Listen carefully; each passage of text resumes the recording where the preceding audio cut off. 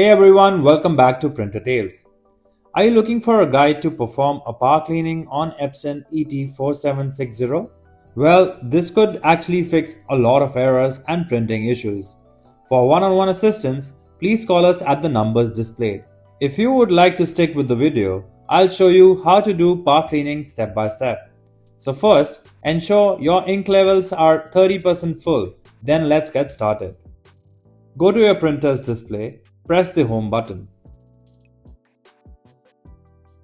Scroll left and go to maintenance and open it. Under maintenance, select power cleaning. On the next window, review the information.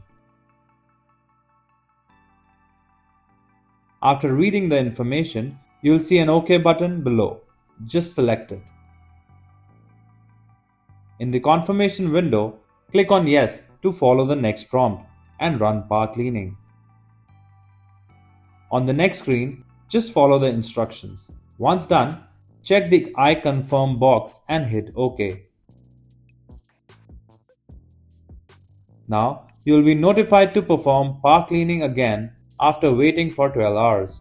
Here, check the I confirm box and hit OK. If you're finding the steps easy to follow, subscribe to our channel. For more videos on the printer issues, please tell us your issues in the comments below.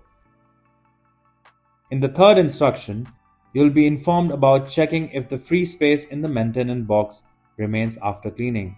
Again, check the I confirm box and hit OK. In the next window, you'll be prompted to press and hold the OK button for about 5 seconds. So, do it to start the power cleaning process. Now, wait for about 10 minutes for power cleaning to complete. Once the screen shows the power cleaning is complete, tap on OK and check the print quality after 12 hours.